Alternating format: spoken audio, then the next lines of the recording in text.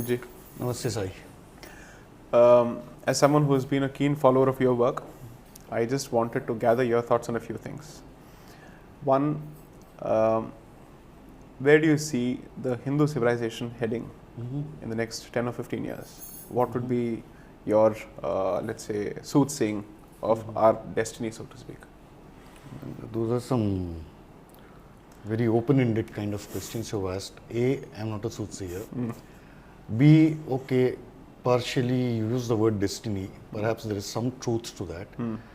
But we are actually living in an age of churn, so to speak, from a civilizational perspective, because that is the premise of your question. In the sense that on the one side you have what you call a huge awakening. Right. The last time one such awakening happened was in the 1990s, during the run-up to the Ram Janmabhoomi movement and all the way up to the demolition of the disputed structure. Right. So after that, that momentum was not maintained. So the political victory of the BJP, if you look at that as one manifestation of this reawakening, that was just one face of it. But the Hindu civilization and society as a whole could not sustain that reawakening in the way and in the manner that it should have been sustained. So this time around, after 2014 specifically, and up to the time that we're talking, this manifestation has occurred, and there appears to be some signs of awakening of a different sort. So for the first time, I say this for a reason, in the decade of 2004 and 2014, that reawakening that had happened, it kind of tapered off for various reasons, and obvious reasons rather. One thing was a political stranglehold, and the vestiges of the 70-year-old Nehruvian socialist secularist state. They were still strong. And they bounced back with a fury that was unprecedented. So there is some merit in the argument, and I say this strictly within the very limited purview of my studies. For the longest state, while the secularist Congress state, Nehruvian state, whatever you want to call it, while that actively did discriminate against Hindus, there were some lines that it did not cross. For example, the Chanakya serial, or for example, the Ramayana serial. Mahabharata. Right. So a lot of Congress ministers, they told Mr. Chandra Prakash Dwivedi, it's on record, they told him that, "Aap fikar mat kijiye. No matter which big boss in Doordarshan will object, nobody can prevent the airing of this serial." So there were some lines that state did not cross. But all the bets were off between 2004 and 2014, where you had the entire machinery of the state not only actively discriminating against Hindus as a community, against Sanatana as a civilization, but actively working to destroy it through legislations, through hostile takeovers, through this NGO regime. But that has gone, more or less. Those forces have been largely been put in their place, so to speak. So this awakening this time has been more or less stable, and there are signs that it is sustaining to an extent. But then the kind of hollowing out that has been done at all levels, that is going to take a long time to fix. So this is one thing, and I say it is in a huge state of churn, because Hindus as a society are trying to grasp at various straws, because the damage has been so multi-pronged, so comprehensive, that you don't know. You have a big building which has been completely damaged, infiltrated, whatever, subverted. New owners come in, and then you don't know what happens. If you switch on something, some light switch or something in the ground floor, the third floor might explode. Some room in the third floor might explode. So this is what has happened. so far. So this is a huge state of churn that we are living in. It is also a huge opportunity because the forces that were inimical to the Hindu civilization, they have been pretty much marginalized, although given their prolonged power and the kind of global networks they have acquired, they still pose a formidable threat. To what do you attribute the vengeance of 2004 to 2014? Is it just staying out of power, or has it got to do anything with a certain specific set of individuals? Okay, one line answer to this question would be to quote Mr. Vajpayee, and I'm sure you're familiar with it.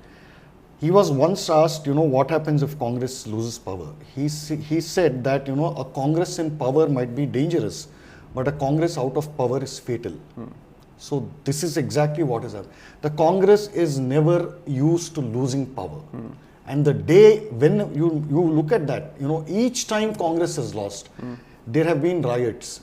The incumbent government, the government that succeeds, the party which succeeds the non-Congress, government, has inevitably been paralyzed by the same ecosystem, by the same infrastructure that these guys have put in place.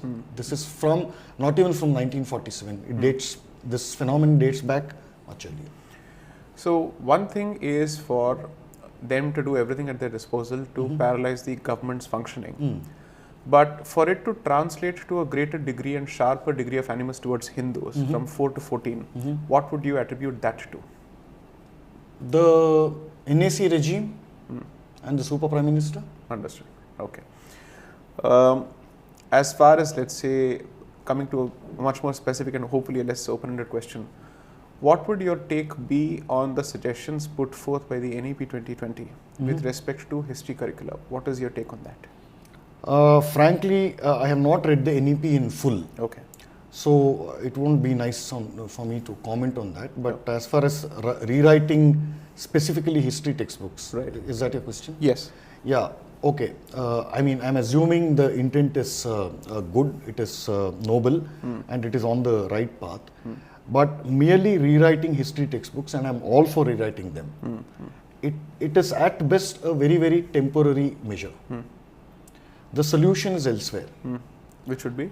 Yeah. So if you rewrite textbooks and let's say, they are in circulation, the next generation, next batch of students are, they learn from that. What is a guarantee that, look, political power is ephemeral, especially in a democracy like we have had so far, right, and we continue to have. Right. It will take just 6 months to undo the whole thing. Right. Experience, you know this better than me, right? So that is a very, very temporary kind of a solution. What I would say, actually, with all honesty, with a deep sense of commitment to this, the roots, ethos of this civilization, what I would say is that dismantle this whole government interference in writing history textbooks. Agreed. This does not pose a problem in physics. Right. There's no way you can falsify gravity or something, or give a Marxist version of fluid dynamics or something. Right. You can't do that. Right. So why do you do this? The fact that they've been allowed to get away with so much and for so long shows that the problem is elsewhere. So get the government out of this business of writing history textbooks and let the real scholars fight it out and come to a consensus. So the scholarly community has to decide, what lessons will go into history. Don't color it with an ideology. Like I said, there's no socialist version of thermodynamics or anything. Right. So you can't have a Marxist version of Indian history and still pretend that it is somehow history. Right. It doesn't work like that. Right. Now, is there an alternative, or let's say, is there an example to this particular effect in any other jurisdiction in the world where this has happened? And if so, what would the body look like? I am not sure. I have not made any such kind of a study, but the kind of history, okay, let's put this, approach this in a different way. Now, for example, now I don't know what they're teaching in US. I think US history curriculum is undergoing the same thing that Correct. Our curricula underwent, say, 60 years back. Right.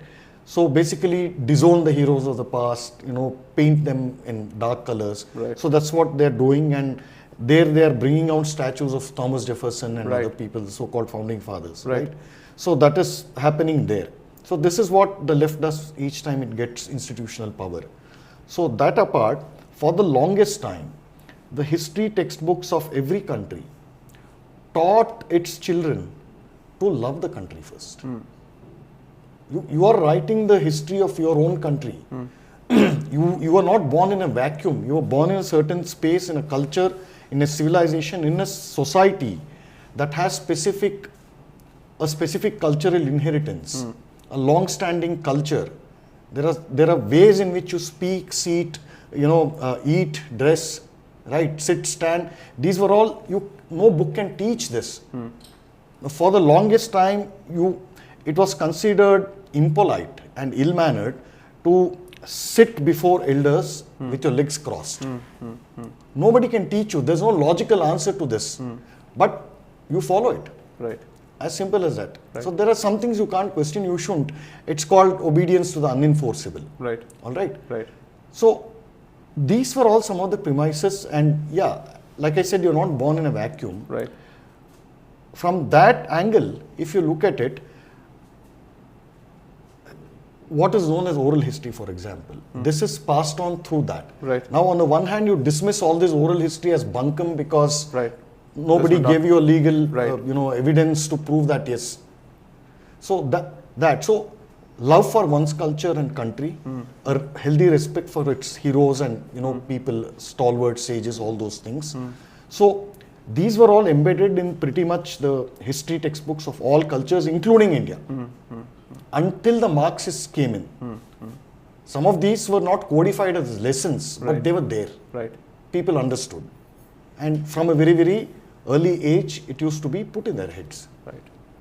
As someone who's read R.C. Majumdar, Acharya R.C. Majumdar as you call him, so extensively, and having cited him extensively on the development of the Khilafat movement, as also the riots which started from 1905, 1906, starting with the pamphlet, the publishing of the red pamphlet, the Lal Ishtihar. Lal Ishtihar.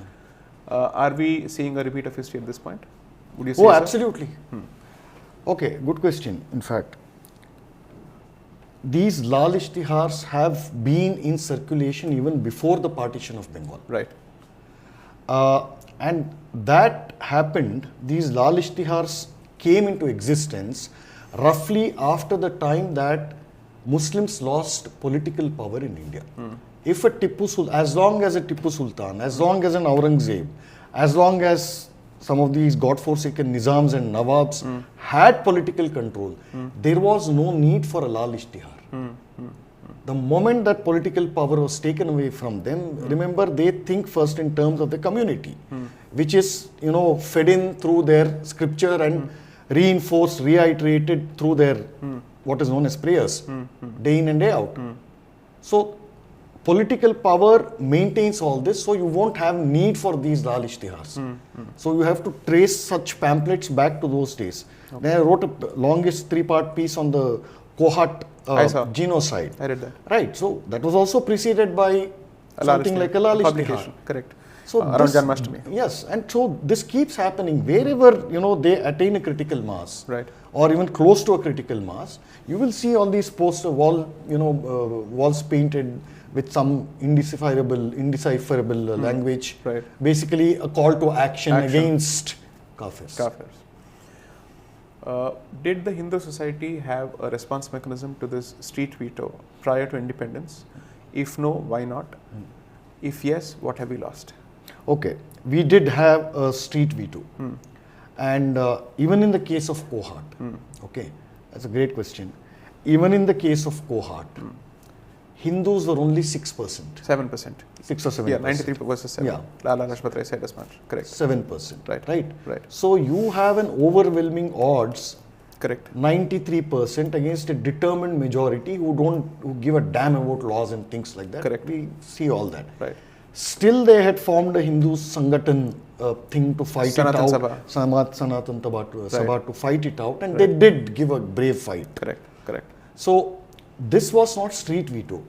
It was a complete conscious unity within the Hindu community. That, in NWFP. Yeah. That, no matter what, we are Hindus. Right. We might be 7%, but we are united. Right. So if you put out, a third-rated pamphlet abusing Durga, we will put out a similar pamphlet, caricaturing your gods or your favorite beliefs. Right. So this was a response mechanism, and it's a heroic fight. Even in Lal Ishtihar, right, the aftermath, Hindus also hit back in some small pockets. Right. And we have the story of who's that guy in 1946 in Calcutta with rifles. With rifles and all that. He is a hero against the Sufis. he's a hero. Right. So that is because the response to street mechanism came because Hindus, cutting across all castes and different beliefs, they were Hindus, they identified as such, and they stood by each other. Right. So this was hollowed out, slowly due to secularism, and especially after Hindus became economically mobile Right. and affluent, Right. post-liberalization. Right. So these are things which should have gone hand in hand. Unfortunately, it didn't. So the moment you become comfortable, you're like, okay, you'll start hedging your bets. Right. Is this a particularly Hindu tendency? Perhaps it is. Why? There's no answer to that. The answer is that we have to look within ourselves. Right. Right. So, should Hindus operate from a sense of civilizational paranoia, or should they be more optimistic about the future? At the moment, being paranoid is highly advisable. So this whole thing about 80%, India is 80% Hindus is nonsense. Correct. It's not 80%. Right. That number went down the thing, reduced long ago. Right. So let's not fool ourselves. Right. So paranoia at the least helps us, survive another decade or two. Okay. Okay. What would you explain the comfortable relationship between the left in Bharat and the Islamofascists? Okay, so as far as Islamofascists, rather Islamists are concerned, they are extremely clear in their goal. Wherever you find them in the world, there are 52 countries, I think. All of them are Islamic republics. So they are extremely clear whether it is a complete, 100% or Muslim major, a country which declares itself as ruled by the laws of Islam, be it there, be it in other countries where they have significant majority, wherever it is, they are very clear about their goals. That, the whole world is dark. And we have to bring light to the areas which are not yet illuminated. By shining the light of Islam. Correct. Islam ki roshni. Absolutely. Right. So that, on that point, they're all clear. Right from the birth, they're very clear. It is the communists who have taken a lot of lessons from their books, who delude themselves that by aligning with these people against a common goal, which in the case of India is Hindus, that they will somehow, acquire state power and then we'll deal with the Islamists. That has never worked. Look at the case of Iran. Right. So that Shah of Iran, he was perceived to Stooge of have the US. committed, stooge of US and all that bikini culture he brought in. Right. All that's all familiar. So Khomeini and the hardliners, those who are known as hardliners, they're not hardliners, they're extremely clear. Right. So they use the communists in Iran, communists who were also Muslims, but who had become atheists and turned towards communism. So they used them to the hilt, and the moment Shah's regime fell, They were wiped out. what happened? They were wiped out. Right. Same thing happened with is happening in Kerala. Same thing. The fall of the left in Bengal. You side with those people. There's a reason why for this massive influx of illegal immigrants from Bangladesh. The left cadre, as long as these guys were in power, they were given quotas. Ration cards and Ration cards to X number of people each month. Right. You have to get them ration cards. So you get a permanent captive vote bank which keeps growing because you keep importing all these illegals. So does it mean that And the then left, the monster will eat you. So are you saying that the left was myopic enough to not draw lessons from other parts of the world and hope that they would be loyal to them? Is that what you're saying? Left especially in India. Okay. It's left especially in India.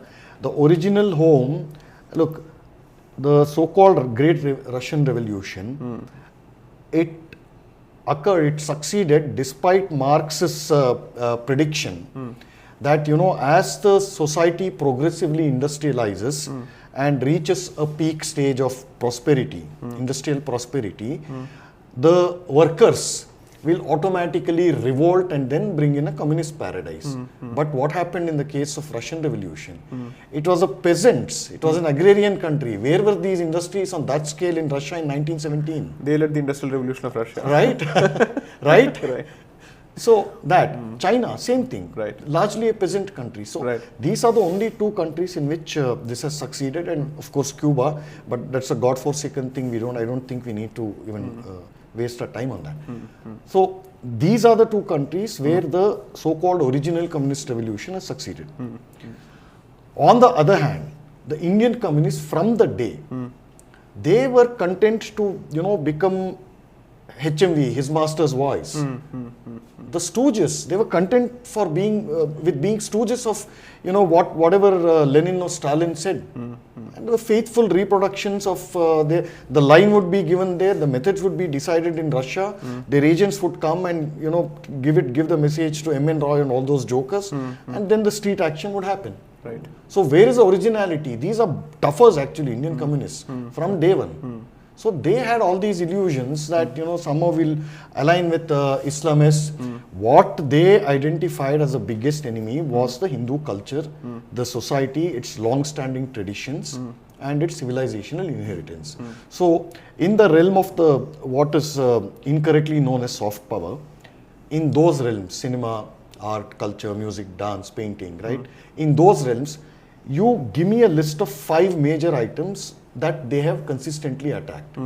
And it becomes very clear from their targets, and these are sustained targets, that those are the precise elements that are still holding the Hindu civilization together. Right. As someone who knows for a fact that your portal Dharma Dispatch is widely read, what's been your experience of writing that portal? And what kind of feedback have you received? And 3, does the readership and its feedback give you hope that this civilization still has positive days ahead? Okay, which should I answer first? What have you choose? What have you choose? Yeah, one thing based on the reader feedback, it does give me a lot of hope. The support that I have received from Hindus across the world, Hindu community across the world, has been nothing short of phenomenal, actually. There's some messages and emails I get which are deeply moving. Congratulations. Yeah, they're extremely moving actually. Some of them have come home actually, and they've expressed their appreciation or gratitude for the work we do and things like that. So there is a lot of hope. The only thing perhaps that is preventing a concrete sort of an action or a mass unity is a fear, deep-seated fear. That fear operates at multiple levels, including being betrayed by your own people. Right. And a lack of, let's say, you can't say government support, a lack of a proper support system, an organized support system, which will definitely stand by them in times of trouble. And a preventive safeguard. So this preventive safeguard is happening on the ground where the Islamic threat has reached alarming levels in coastal Karnataka. Right. So people have to walk around with arms, Hindus there, which they're doing. Okay. This is a reality no TV channel will tell you. Right. So anyway, so all these things, and they've been giving me feedback as well. Okay. This does give me hope. But what prevents all these things, a concrete, actionable kind of environment where Hindus naturally feel safe is some of these points. Others I can't tell on camera. Right. And something else, there's on the tip of my tongue, but I just forgot. It'll come to me. That's so, okay. Yeah. So, do you have, let's say, a vision for mentoring more people in your mold in terms of your approach to culture and civilization? If so, what is your plan of action for mentorship? No, I don't think anybody will be interested to be mentored in this area. Okay. Unfortunately. Okay. That is the reality. I'm not saying it out of arrogance or anything, but that is just the reality. I see. And to do work of this sort, it requires a certain level of training, which you have to either formally undergo or learn yourself. Okay. Apply your mind and do that. Okay. This atmosphere was there earlier. It died out over the years. So there is a reason that the stalwarts like Sitaram Goel, the extraordinary resistance, intellectual resistance that came to the leftist discourse, the stranglehold, it came from outside the institutional framework. Right. Sitaram Goel was not affiliated to any college or university, Right. nor was Ram Swaroop. Right. Conrad Hill's career was destroyed because he stood by Hindus. Right. Right. So I can give you several such examples, but the body of work, their legacy, and the reawakening that they were instrumental in, that is very inspirational. If it had had institutional backing or at least a broad-based support system, things would have been different. What our families and ancestors used to do at home, these people have to do it on books and Right. speeches. I hope you don't mind this final question. My personal sense of reading your work is, apart from the brilliant insights that I get, is that there is a deep sense of anger that pervades your writing. Anger not in a negative sense. Perhaps the better substitute would be raudram in some ways. And maybe there is also an element of bitterness at the manner in which the Hindu society has treated its own stalwarts and its own voices. Would this be an accurate reading of your work? Not really. Okay. There is no anger. There is a call to action. Okay. See, because if your writing or your work is imbued with anger, that itself becomes a big obstacle for clarity of thought and expression and Right. articulation. Right. So there's no anger. There's a sense of, to put it broadly, a sense of contrast and comparison that, look, this is what it was, this was how it was, and look what has happened. So if there is an element of, there are different ways to put across your message so that it appeals. Right. One is to provoke. Two is to convince through a friendly manner, in which the Christian padres are very good at doing this. Right. Right. That is another way. Right. Through gentle persuasion. Then the other thing is doing this comparison, and when you write it with a certain sense of force, I think it appeals. Okay. So, yeah, if that answers your question. It I mean, does. this is nothing compared to what Sitaram Goel writes. So he writes about Muhammad Habib. I'm taking a random example because it is very, very mild compared to what is written about other things. He says, Muhammad Habib made me, I'm just paraphrasing, he made me wait for half an hour at his house, and once he gave me an audience, his tone was so arrogant and haughty that it exceeded his syphilitic face. So just small. His attitude was worse than his syphilitic face or something. I see. Yeah. So Wonderful. you don't see that in my writing. Not that I'm comparing myself. So just to make a point about the anger. Understood. So, yeah. Understood. Thank you so much, Sandeep ji. Yeah. I've always learned a lot from you, and I hope to continue learning Thank from you. You're also Thank you doing very much. great work. Thank you so much. Thanks Thank you. for your questions.